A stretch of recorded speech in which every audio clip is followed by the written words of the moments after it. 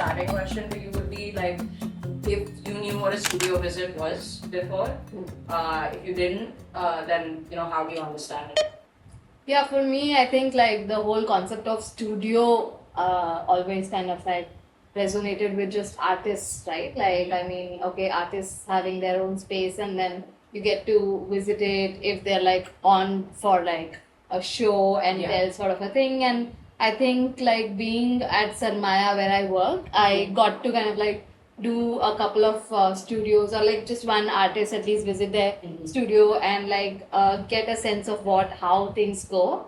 But it's pretty much the conventional way, not exactly like the other way around, like not apart from anything the set definitions of a studio really, right? Or studio visit really. So artists having their own space and like all that. I mean, I didn't really think about it. Like I probably wasn't even aware of the whole art scene, art world until like I got into Sarmaya. Otherwise, being part of just academia, teaching and all.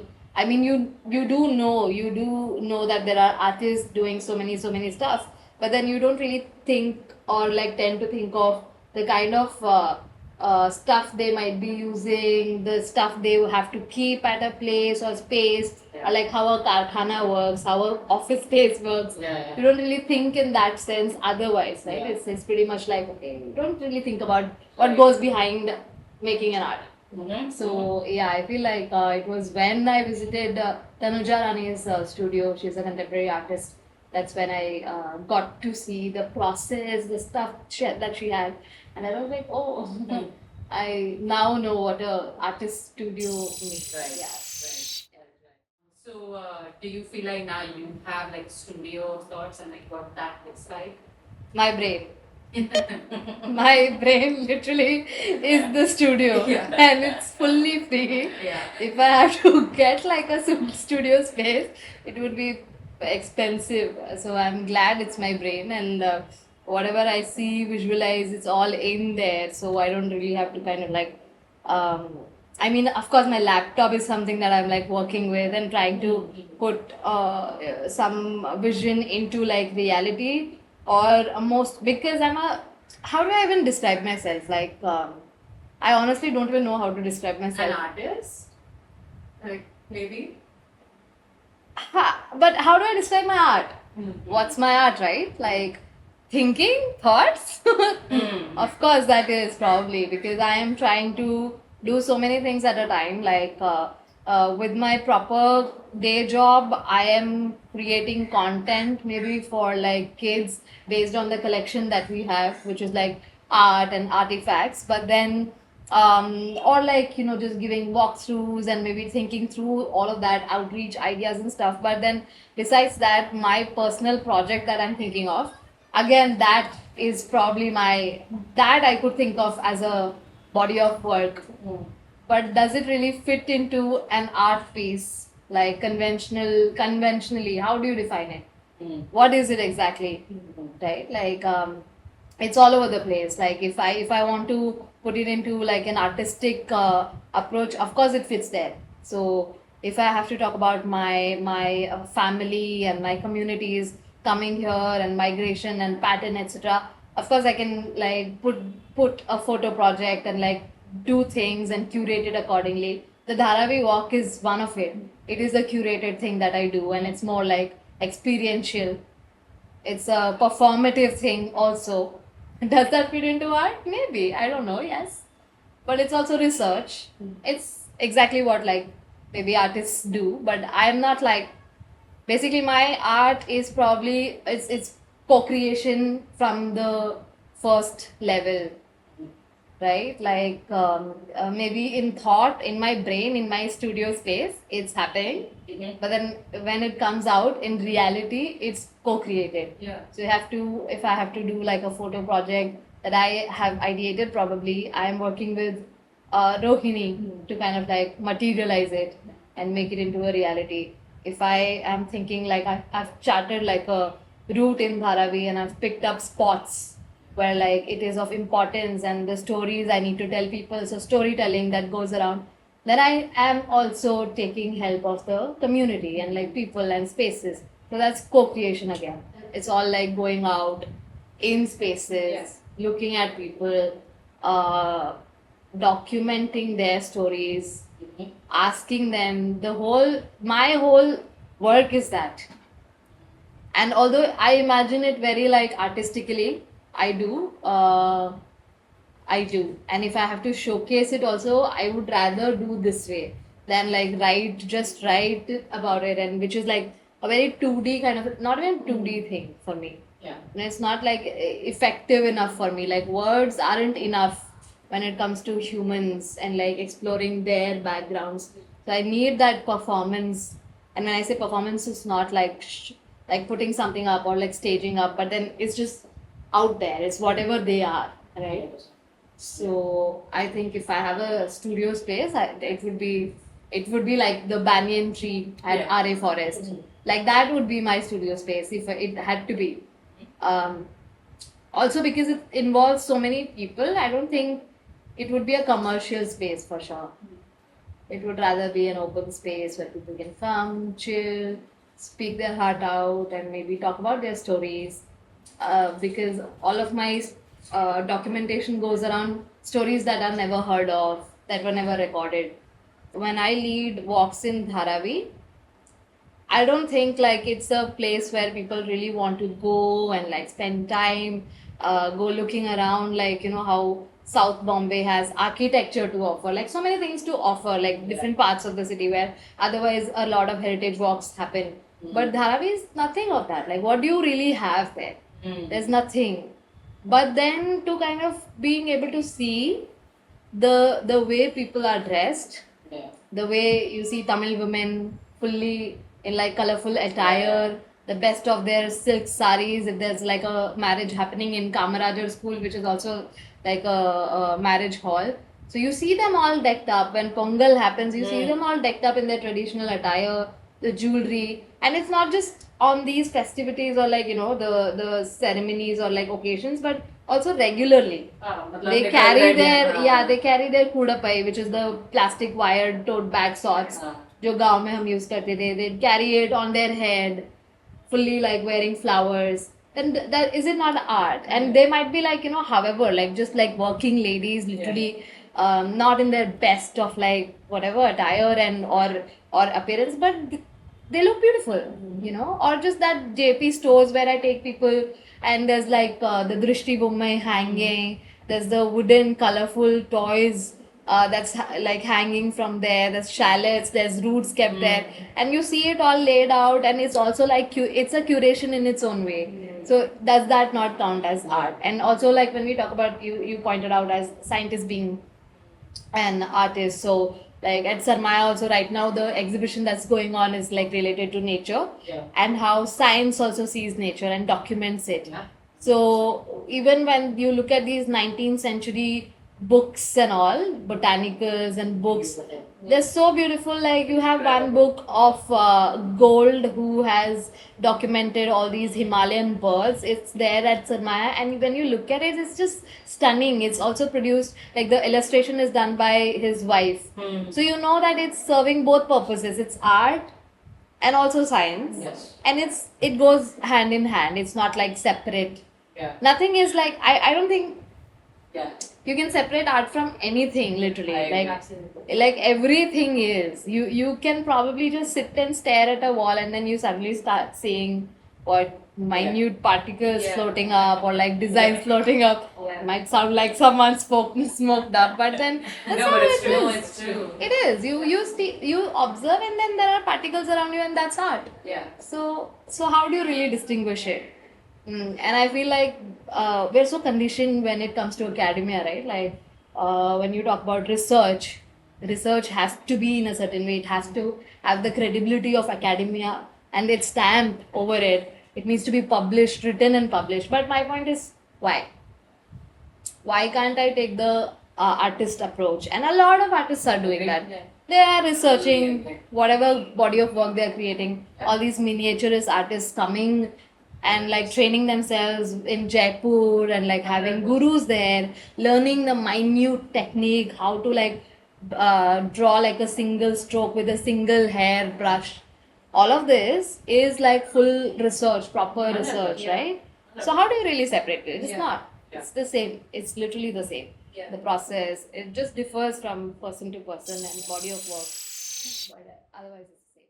Someone whose work and like approach to their work like really has inspired you as well.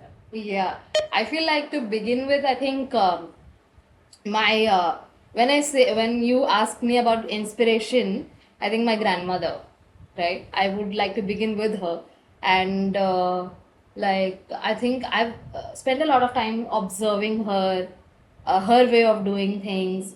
Even to get like a simple palak or like green leafy vegetable, she wouldn't just buy it from like the store or like a bhaji wala, but go to a kheti that we had in Jarimari, forage it fresh, and come back home, make it. And the making also involved so many things. Like even a simple dal would have her sit down with her vessel and like her cotton sari wrapped around because it's hot, and she's like just using that, and she's using a dal masher, like a wooden masher she got from Tamil Nadu, and she's kept it with her and she's using it.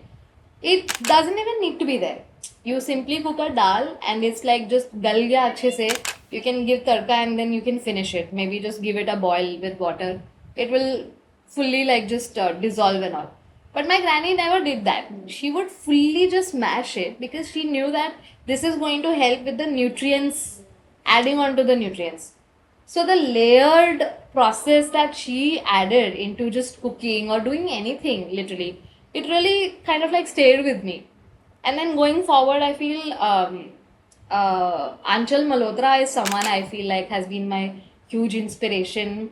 So she came up with her research, her dissertation research, and it became a book called Remnants of a Separation.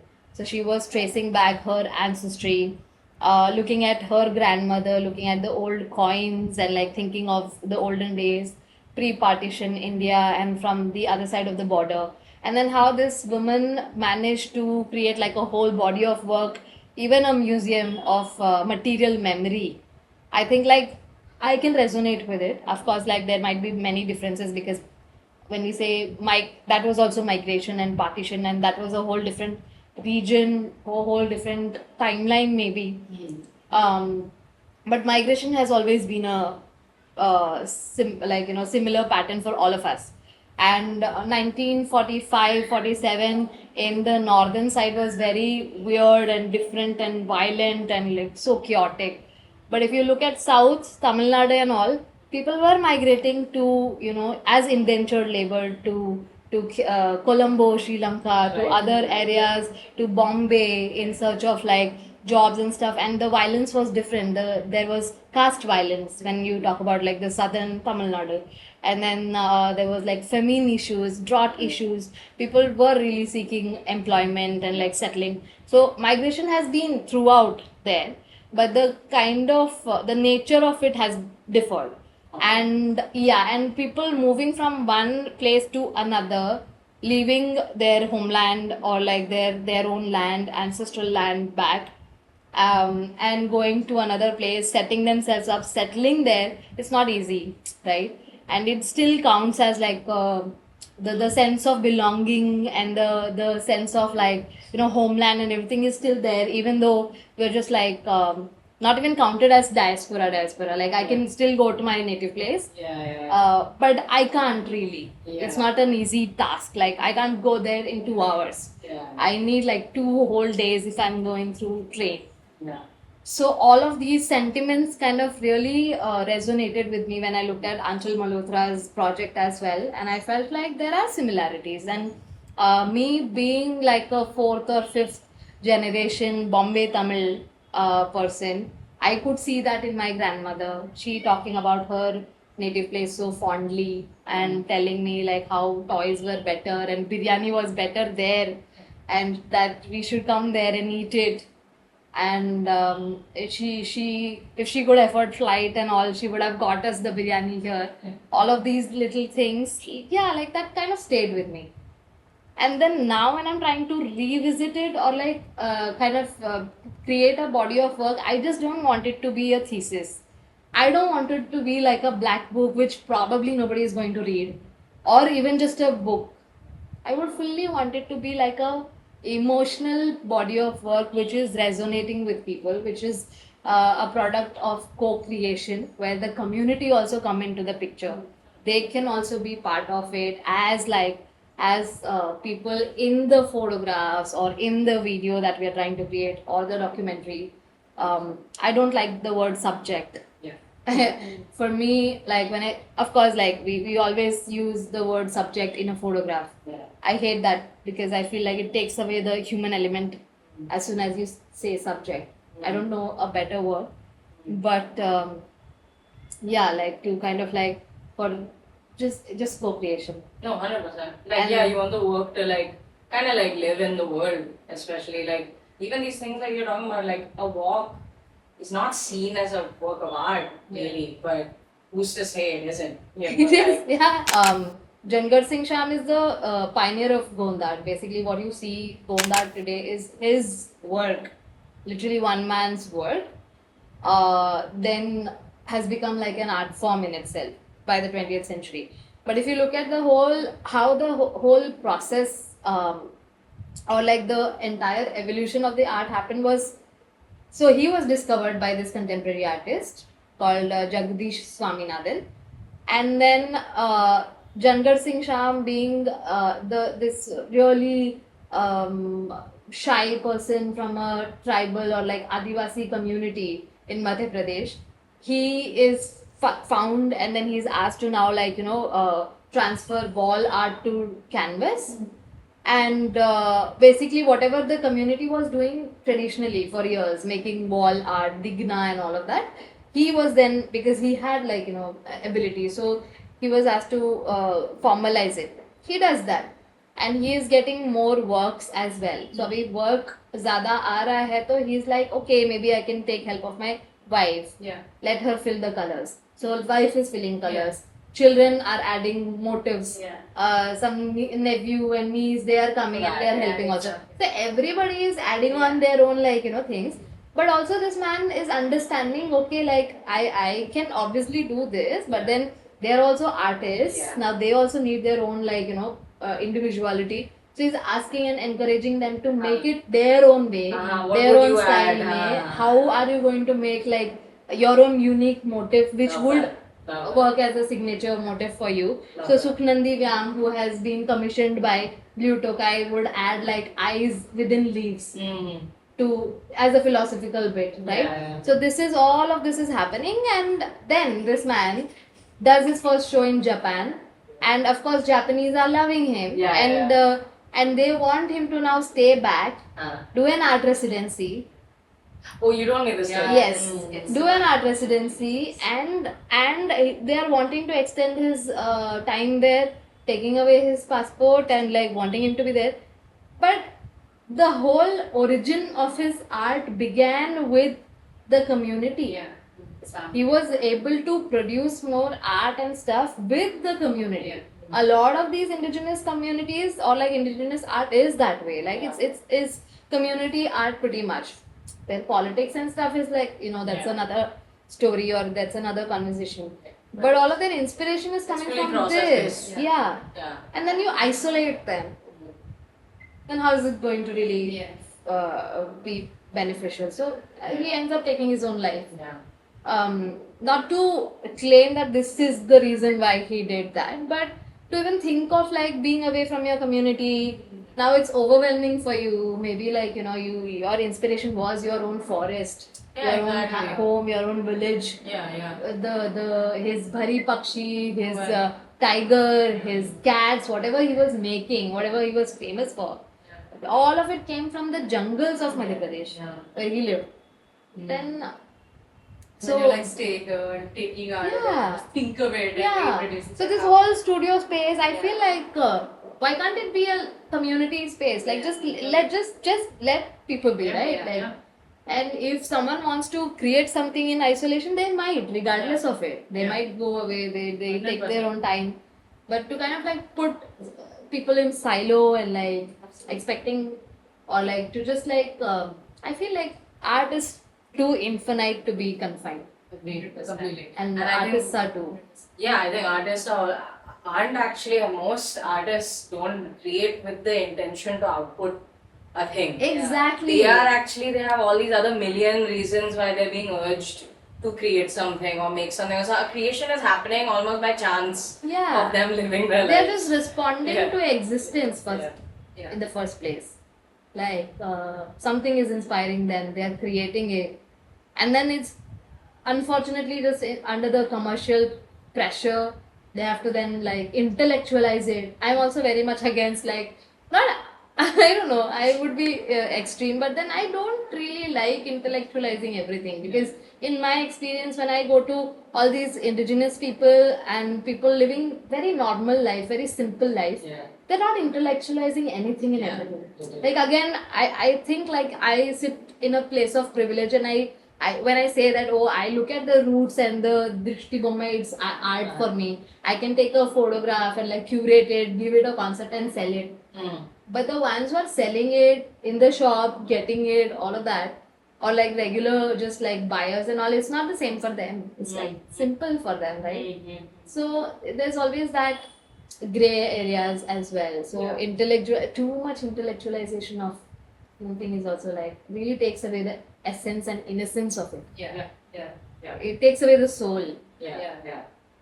I think we could just save that time and accept that we can't recreate that moment. Like Absolutely not. And just be okay with that. Which is why the desperate attempt at capturing everything, right? Documenting everything. Even me for that matter, I am a hypocrite. I am documenting my community because I also understand that it's on the verge of erasure. Not an exact erasure. It's not like the decline, but it's just transitioning so much.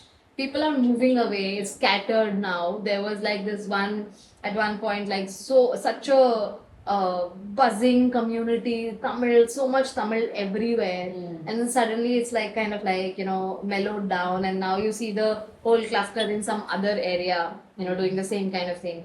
And in my lifetime, I want to kind of like at least like document whatever bits I have. Why am I doing it? I don't know. Like I see importance in it. I feel like there needs to be like at least some kind of information and archive collectively put together in one place. Again, my heritage walks are never the same. Same walk, same route, same spots, but the kind of things I get to say is never the same. You never script it. You're just going in like I'm raw just dog going, every time. and with like, and sometimes the shop person who I'm talking about is right there. So they come up with their own like thing to share. Yeah, or my great uncle who's 91-year-old, he is there. He is covering part of whatever I wanted to say himself, and he makes it even better because he is adding on to his experience. Again, co-creation. So that's making it even better. 100%. Right? Yesterday we went on the walk and Jency was there. And she offered everyone like sukha kapi, which is like dried ginger coffee, which you get there in Dharavi, which you don't otherwise get in other places. So everybody could stand there, have this tea, really good tea, and then we walk further. So that whole element is like, it's never the same. Not every walk is going to have it. Right. And I also hate scripting. Like I won't remember in the first place. All tension. And then also this, I always kind of look up to the inputs from the neighborhood as well. Interaction is what I feel. That's art for me. 100%. That has driven you, gotten you out of bed, and gnaws at you every other day, every week. Something that's just there with you. My ancestors. And that's where my ancestors, my ancestry. Am I Tata? No. Am I Vadias? No. Am I Ambani? No. I don't care. I don't have a royal lineage. At least, not that I know of yet. But I see myself important because I feel my ancestors were important. My grandparents who came here, who lived their life and who could give me this life, I see them important. So this whole lineage for me becomes important in itself. Beginning with me to wherever it goes and wherever it may further go. I don't care about the further also, but till me, right? Like I am contemporary right now, I am breathing right now. I might die tomorrow. I don't care, but this is me. So the whole this desire to validate, to acknowledge my ancestral lineage, to acknowledge my ancestors in one way or the other, and with that the whole community. So I keep saying like how like one seed or like one dot or like one cell multiplies 1 into 2 into 4 into whatever, and then it becomes the whole human body. That's how like one cell, it takes just one cell, but that one cell becomes so much. It's like a flower of life, right? So everything becomes important, everything goes back to that same thing. So at least in my story, this is very important for me, and I feel like this constant urge to keep acknowledging my own family or like my own community story, because all the more because my I come from a marginalized community, and given our Indian history and context, marginalized communities were largely just like overlooked or never recorded, never really documented at all, or very terribly documented, right? Or terribly misrepresented. I feel like, and the only way to make it right is by the people or like the person from the community coming out talking about it. That's the right way to go about it. So I felt like if nobody else is doing, I'll take the lead. I'll do it. I'll at least document my ancestry in whatever ways I can. And because most of my grandparents and whatever they did here, my parents, has been in Bombay, I'll first at least acknowledge this and then go back to wherever it takes me. So this burning desire of creating something, a body of work that really pays homage to just them, my grandparents and my ancestors and ancestral deities also. That's also something that keeps like driving me, and that's like the burning desire. And I feel like it needs to go as far and long as it can. I don't really put a structure. I hate structure. I don't think like art can be structured at all. Because when I began also putting together whatever I wanted to do with this whole project, it began as a project, just like a roadmap sort of a thing. But I didn't really think of the heritage walk that I would be doing today, and so many, Right. and such a hit also for some reason. People That's are kind like, of the main thing you're doing right now. Like it's awesome. Yeah. Like you didn't see this and coming that's the at all. beauty, and that's the beauty of art. I keep Yeah. saying like art recreates you. Yeah, You yeah. create art, of course. Yeah. But it at some point starts creating you. It's co-creation again with Yeah, your yeah. own like art. Yeah, that's awesome. So that's literally what has been happening with me. Like some way, I feel very strongly that I am my ancestor in flesh. Some grandfather of mine, atheist grandfather, I guess, my maternal grandfather has been in me through me. So I need to kind of like acknowledge that very strongly. Maybe he didn't really get the chance to do that back in the day. I can do that with whatever power I can. So I'm doing that. And art is all I can use, because otherwise it's very ye nahi chalega, wo nahi chalega. Yeah. Art is like the best medium. Best medium, best gateway. Yeah. You can say anything you want. It's free flowing. It's wild. Sudarshan Shaw said something that to be wild is freedom. That's it. And wild is art. Art is wild. Art is freedom. So I take that approach as well. And this is my burning desire to make it all artistic and make it immortal. For people whose histories have never been written, we have to look back. Yeah. We have to see where our ancestry is coming from, and we have to rewrite, or forget even rewriting, but write about it. Yeah. It was never written in the first place. Yeah. And if we don't do it, I don't think anybody else is going to. And I think like a lot of us, even Priyanka was mentioning how her grandfather has been such an important person. Yeah. And I do understand that, but how like our parents carry that, or like the previous generation, like between us and our great grandparents or grandparents have been like in a very weird situation where they have had to hide their identity and like maybe go through a lot of shame and like something. They would have carried all of that, but we have the agency to be vocal about our identity, to be vocal about our sense of belonging, and like the urge to kind of like bring back what we never really had in the first place. Yeah. So we should be doing it. So I feel like with me, with my family, I am able to do it. Again, I feel it's my ancestors for being like blessing me, being working with me, and that's what I count on. And I feel like it's nice to. It's just like I'm doing it also for fun. I'm not doing it just like for some recognition or something. Of course, if I get it, I mean, amazing. but that's the thing, right? It doesn't even feel like a thing, oh, I have to go do this. Yeah. It's something, and we've talked about this, that actually is a job of quit करके हाँ. अगर यही Yeah, करना है exactly. कि that would be sick. Yeah, and also it's the sole motivation. Yeah, Like, exactly. I don't have a. This is not. This is soul driven. Mm-hmm. It's not like driven by money. Yeah. Maybe if it was driven by just money, I would feel thoda exhausted. I'd be like, I don't want to do this. Yeah. But this is this constant urge of like, oh no, but this I need to talk about my Yeah. ancestry. I need to talk about my community. Yeah. I need to talk about them because they were never talked about. So I need to keep going. Whether or not I have the money or resources, I will find it on the way. Yeah. But I need to keep doing this. That's what drives me. That's